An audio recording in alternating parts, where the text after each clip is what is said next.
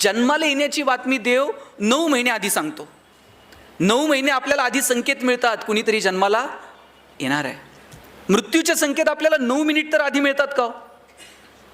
आणि समजा 9 महिने आधी आपल्याला पत्र आलं असतं, हां तुमचं आवरलंय आता उरकून घ्या. पत्र आल्याबरोबर लोक गेली असती साहेब. देवाचे किती उपकार आहेत. जन्माला येण्याचे संकेत तो 9 महिने आधी देतो, पण मृत्यूचे संकेत आपल्याला मिळत नाहीत. आपण सगळेजण जाणार आहोत, पण आपल्याला माहित आहे का आपण कधी जाणार आहोत? नाही. आणि म्हणून तर आपण आनंदात राहू शकतो. एका स्मशानभूमीवरती सुंदर वाक्य लिहिलेलं होतं, मेरी मंजिल बस यही तक थी, मैंने आते आते जिंदगी गुजारली. आपल्याला सगळ्यांना तिथे जाऊन पोहोचायचं आहे. तिथं जाईपर्यंत आनंदानं जगू. तिथं जाईपर्यंतचा प्रवास इतका मस्त असला पाहिजे, जगाला आपलं कौतुक वाटेल की नाही मला माहीत नाही. सुख आनंद या संकल्पना आपल्याशी संबंधित आहेत. त्या केवळ साधनांमध्ये आपल्याला नाही मोजता यायच्या. आपल्या शेजारी भूतानसारखं राष्ट्र आहे ज्यांनी समाधानाचा निर्देशांक जाहीर केला. सगळ्या जगानं डोळे विस्फारले. भूतान सांगत होतं, आमच्याकडे चमचमीत रस्ते नाहीत, चकचकीत मॉल नाहीत, पण आम्ही जगात सगळ्यात समाधानी आहोत. पैसे नाही आहेत पण आम्ही समाधानी आहोत.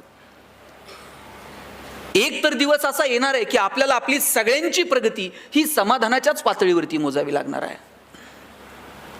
कारण पैशांच्या स्पर्धेमध्ये आपण कधीच पहिले येणार नाही आहोत. आणि आलो तरी तिथं गेल्यानंतर आनंद आहेच की नाही ह्याची शंका आहे.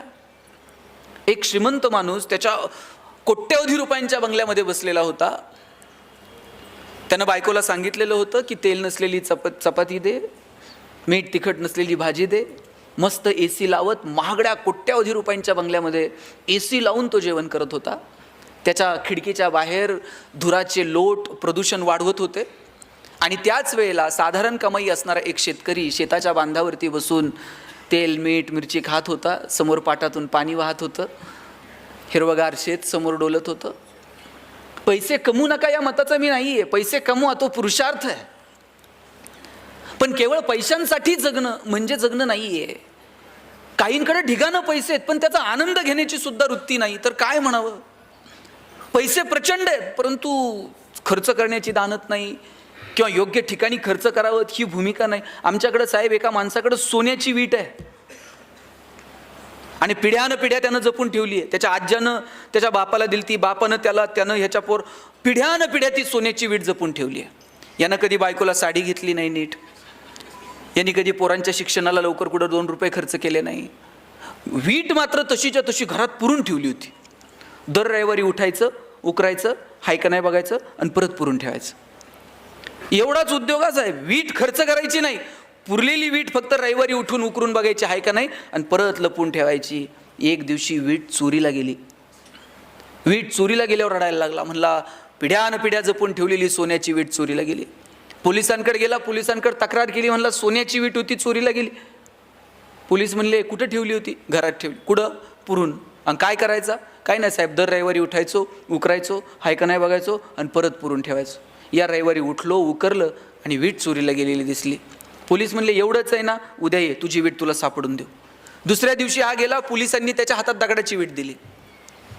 दगडाची वीट दिल्यानंतर म्हणलं चेष्टा करता का? माझी सोन्याची वीट होती, तुम्ही दगडाची दिली. पोलीस म्हणले तुला काय घेणं आहे दगडाची असून आहे तर सोन्याची? घरी जायचं, पुरून ठेवायची, हाय का नाही बघायची आणि परत झोपायचं. मग सोन्याची असून आहे तर दगडाची तुला काय फरक आहे का? काहींकडे ढिगाण आहे साहेब, पण ते योग्य ठिकाणी खर्च करण्याचं जर कळत नसेल काय करणार आहोत आपण? भगवंतानं आपल्याला 2च ऑप्शन दिलेले आहेत. एक आहे ते इथंच ठेवून जा किंवा तुकाराम महाराजांसारखं वाटून जा. आता तुकाराम महाराजांसारखं वाटून जायला लय मोठं मन लागतंय. मग आपल्याकडे दुसराच ऑप्शन शिल्लक आहे ते ठेवून जा. एकही रुपयावरती घेऊन जाण्याची सुविधा नाही. आणि असती तर आपण सोयीनं गेलो असतो का? ह्याचं नेता येईल का, त्याचं नेता येईल का, काय करता येईल? किती सुंदर वागलाय भगवंत आपल्यासोबत. जन्माला आल्यानं मुळात भगवंताचे इथंच आपल्यावरती अनेक उपकार आहेत की त्यांनी आपल्याला माणूस म्हणून जन्माला घातलं. याच्यापेक्षा काय उपकार करावेत देवानं आपल्यावरती? अहो आपण माणसं आहोत, माणसांना व्यक्त होता येतं. मला माझ्या भावना तुमच्या समोर मांडता येतात. माझ्या भावनांना तुम्हाला प्रतिसाद देता येतो. तुम्हाला रडता येतं, तुम्हाला हसता येतं, तुम्हाला एकमेकाच्या मदतीला धावून जाता येतं. भावना व्यक्त करण्याची संधी भगवंतानं फक्त माणसाला दिली हो. आपण किती नशीबवान आहोत. रोज हायवेवरती 2-4 कुत्री मरून पडलेली असतात. त्या कुत्र्याच्या पिलांना तक्रार करता येते पोलिसात जाऊन, आमच्या बापाची चूक नव्हती, याच्याच गाडीचा ब्रेक लाभला नाही साहेब, याची आमची तक्रार घ्या. धाब्यावरती रोज 10-5 कोंबड्या अशा त्या काठीला आडव्या बांधलेल्या असतात, काठी आडवी बांधलेली असते अशी गाडीला, तिला उलट्या कोंबड्या लटकवलेल्या असतात आणि त्या धाब्यावरती वाहून नेतात. त्यांच्या चुचीतनं फेज बाहेर पडत असतो, त्यांना भावना व्यक्त करता येते, आमचा शेवटचा प्रवास आहे, जरा नीट न्या. जनावरांना व्यक्त होता येत नाही, माणसंच आहोत आपण की आपल्याला व्यक्त होता येतं. मग आपण व्यक्त का होऊ नये? आपण बोललं पाहिजे, आपण संवाद साधला पाहिजे.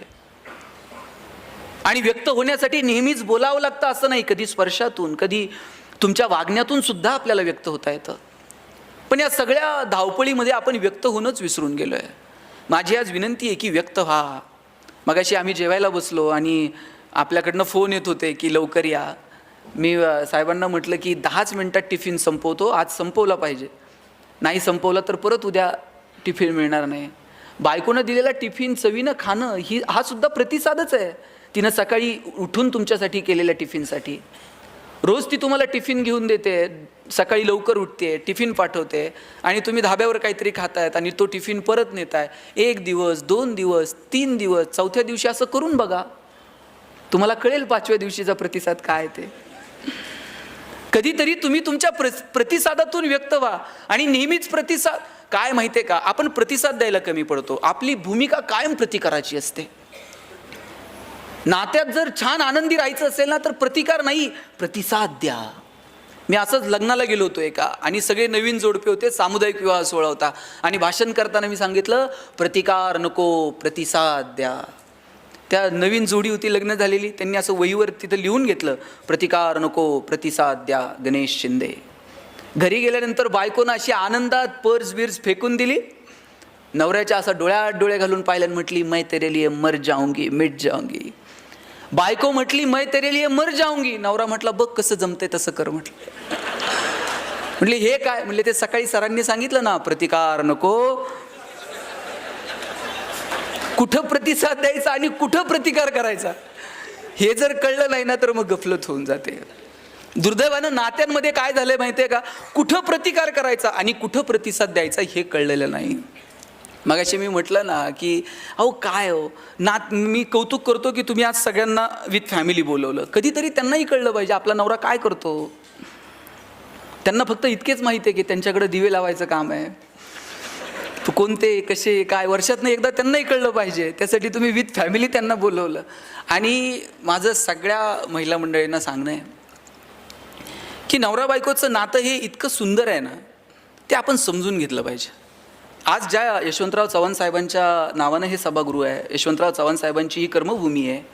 काय नातं असतं नवरा बायकोतलं तुम्हाला सांगतो.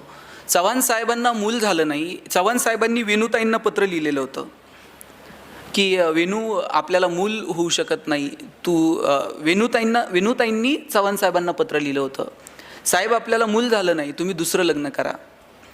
चव्हाण साहेबांनी परत पत्र लिहिलं वेणूताईंना, तुझं पत्र मला मिळालं, तू सांगितलेली संकल्पनाही मी वाचली, पण वेणू ज्या दिवशी तुझ्यासोबत मी फेरे घेतले तेव्हापासून तर शेवटच्या श्वासापर्यंत यशवंतराव वेणूसाठी आणि वेणू यशवंतरावासाठी परत असं पत्र मला पाठवू नको.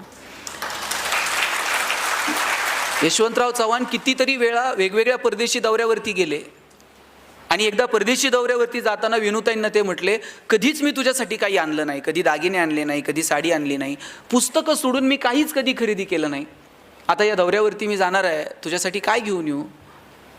यशवंतराव चव्हाणांचीच ती पत्नी पुढे आली, हातावर हात ठेवला आणि वेणूताई म्हटल्या, काही नाही, लवकर आणि सुखरूप परत या, याच्यापेक्षा दुसरं काही नको. काय असतो नात्यांमध्ये. आणि नाती जपायला फार पैसे लागतात, आनंदानं राहायला महागडी गिफ्ट द्यावी लागतात, असलं कुणी सांगितलंय. ह्या बायका इतक्या भोळ्या आहेत, त्यांना गिफ्ट काही लागत नाही. मी आज पहाटे 5 वाजता उतरलो आणि थेट इकडे आलो आहे. इथून परत घरी जायला रात्री 11-12 होणार आहेत. 12 वाजता कोणती बायको प्रेमानं दार उघडेल, वा वा वा वा एवढ्यात 12 वाजता आलायत, या स्वागत, असं होतंय का. 100% बायको रागातच दार उघडत असते. ती रागवल्यानंतर आपणही आवाज वाढवायचा असं असतं का. तिनं जर रागात दार उघडलं ना, तुम्हाला म्हणून सांगतो, तुम्ही असं 30 सेकंद फक्त तिच्याकडं राजेश खन्नासारखं बघायचं आणि एक डायलॉग मारायचा, तू ये म्हणून संसार चाललाय. नाही तर माझ्याच्यानं काय खरं आहे का? ती अख्ख्या कॉलनीत सांगते 1 नंबर नवरा भेटलाय म्हणते. काय लागतो? देवकांत साहेब तुम्ही प्रयोग करून पहा. आज कौतुक करायला धाडच लागतं गायकवाड साहेब. हे काय सोपं काम नाहीये. मी असंच एका भाषणात म्हटलं बायकोचं कौतुक करा. 4 लोक भांडायला आली माझ्याकडे. मला म्हटले एकतर आमची बायको कार्यक्रमाला होती आणि तुम्ही असलं काय काय सांगत असताय, कौतुक बितुक करा. म्हटलं अडचण काय? तुला कौतुक करायला काय अडचण आहे? म्हटलं मला कौतुक करायला अडचण नाही, तिला ऐकायला येत नाही, त्याचं काय करू? म्हटलं मग दवाखान्यात घेऊन जा. हे संध्याकाळी जाताना दवाखान्यात गेला. डॉक्टरांना म्हटला बायकोला ऐकायला येत नाही. डॉक्टर म्हटले किती अंतरापर्यंत तिला ऐकायला येत नाही ना, हे घरी जाऊन मोजून ये म्हटले. हा घरी गेला, बेल दाबली, पोरानं दार उघडलं. बायको किचनमध्ये होती. किचनमध्ये बायको हा दारात, यानं दारातूनच आवाज दिला, अगं भाजी काय केली? तिकडून काहीच प्रतिक्रिया नाही. याला कळलं हॉलच्या दारातून ऐकायला येत नाही. थोडासा हॉलमध्ये पुढे गेला, सोफ्यावरून आवाज दिला, अगं भाजी काय केली? किचनमधून काहीच प्रतिक्रिया नाही. याला कळलं प्रकरण गंभीर आहे, हॉलमधून पण ऐकायला येत नाही. किचनच्या दारातून आवाज दिला, भाजी काय? काहीच प्रतिक्रिया नाही. शेवटी बायकोच्या मागं जाऊन उभा राहिला आणि कानात ओरडला, अगं भाजी काय केली? बायकोनं हातातली कढई अशी दंदिशी आदळली. म्हणली 4 वेळा सांगितलं ना तुला बटाट्याची केली म्हणून.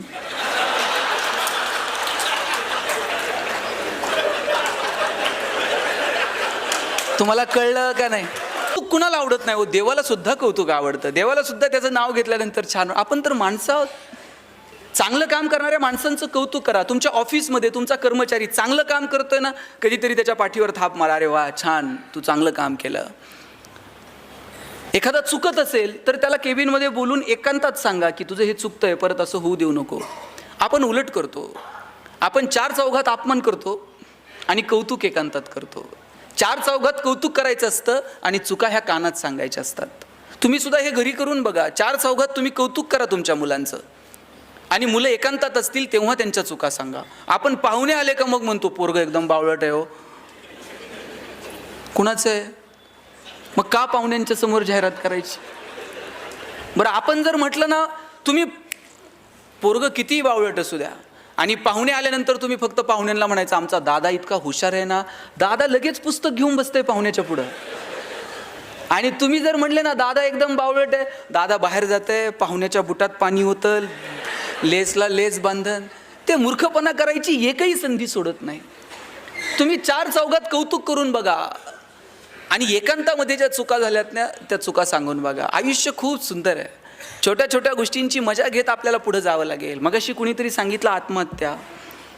का आपण आत्महत्या करतो? अहो माणसाचा जन्म मिळणं याच्यापेक्षा आणखी काय सुंदर असू शकतो मला सांगा? फार फार तर काय होईल, कुणीतरी गरिबीत जन्माला येईल, कुणीतरी श्रीमंत कुटुंबात जन्माला. अरे गरिबीत जन्माला आलो ठीक आहे, कुठं जन्माला यायचं आमच्या हातात नाही, पण आम्ही गरिबीत मरणार नाही हे मात्र स्वतःला दणकून सांगायचं. हां चला आम्ही कष्ट करू, काबाड कष्ट करू, मोठी होऊ, शिकू. किती किती संधी भगवंतानं तुम्हाला मला दिल्यात. मगाशी कुणीतरी एका व्यापाऱ्याचं उदाहरण सांगितलं की व्यापारात अपयश आलं, सरांनीच सांगितलं. अशा छोट्या छोट्या कारणांसाठी गडबडीत होऊ नये. छोट्या छोट्या गोष्टींसाठी आपण आत्महत्या वगैरे हे तर फार मोठे शब्द झाले हो. अनेक क्षेत्रातल्या लोकांनी आत्महत्या केल्या, इंडस्ट्रीतल्या लोकांनी आत्महत्या केल्या, व्यावसायिकांनी आत्महत्या केल्या, अनेक सामाजिक कार्यकर्त्यांनी आत्महत्या केल्या. मला प्रश्न पडतो की ज्याला जगणं कळालंय ना तो माणूस आत्महत्यांकडे का वळतो? आपल्याला बोलता येतं, चालता येतं, भगवंतानं विचार करण्याची क्षमता आपल्याला दिली, मुळात माणूस म्हणून जन्माला घातलं. आणि लक्षात घ्या किती उपकार आहेत देवाचे आपल्यावरती. जन्माला येण्याची बातमी देव 9 महिने आधी सांगतो. 9 महिने आपल्याला आधी संकेत मिळतात कुणीतरी जन्माला येणार आहे. मृत्यूचे संकेत आपल्याला 9 मिनिट तर आधी मिळतात का? आणि समजा 9 महिने आधी आपल्याला पत्र आलं असतं, हां तुमचं आवरलंय आता उरकून घ्या. पत्र आल्याबरोबर लोक गेली असती साहेब. देवाचे किती उपकार आहेत. जन्माला येण्याचे संकेत तो 9 महिने आधी देतो, पण मृत्यूचे संकेत आपल्याला मिळत नाहीत. आपण सगळेजण जाणार आहोत, पण आपल्याला माहित आहे का आपण कधी जाणार आहोत? नाही. आणि म्हणून तर आपण आनंदात राहू शकतो. एका स्मशानभूमीवरती सुंदर वाक्य लिहिलेलं होतं, मेरी मंजिल बस यही तक थी, मैंने आते आते जिंदगी गुजारली. आपल्याला सगळ्यांना तिथे जाऊन पोहोचायचं आहे. तिथं जाईपर्यंत आनंदानं जगू. तिथं जाईपर्यंतचा प्रवास इतका मस्त असला पाहिजे, जगाला आपलं कौतुक वाटेल की नाही मला माहीत नाही, आपलं आपल्याला कौतुक वाटलं पाहिजे.